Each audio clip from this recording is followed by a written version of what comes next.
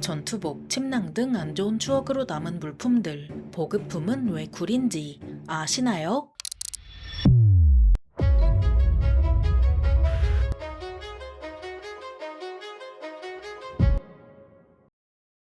안녕하세요. 지식스토리입니다. 이번에는 현역이라면 쓸 수밖에 없는 보급품에 대해서 알아볼 텐데요. 전투복을 입어본 경험은 어떻고 침낭을 덮어본 경험은 어떤지 물어보면 10종 발구 좋지 않다고 할 것입니다. 전투복이나 침낭 말고도 군에는 수많은 보급품이 있지만 단 하나의 공통된 특징으로 구리다는 것을 들 수 있습니다. 애초에 하계 전투복이 나온 이유도 사계 전투복이 이름값을 못했기 때문이고 침낭도 사제와 비교하면 거적대기와 다름없는데요. 이런 경험이 쌓이고 쌓여 뇌내 빅데이터가 만들어지니 보급품 하면 구리다는 생각부터 드는 것이죠. 물론 예외도 있어서 도르코 면도기와 형광 슬리퍼처럼 국방부의 실수도 있긴 합니다. 하지만 그런 소수의 보급품을 제외하면 대부분 사제가 훨씬 좋아서 이 정도면 일부러 싸게 만들어 보급하는지 의심되는 수준인데요. 사실 우리 군의 보급품이 창군 초기부터 구렸던 것은 아니고 오히려 미군의 복제를 그대로 가져다 입어서 당시 최고 수준의 복장을 쓸 수 있었습니다.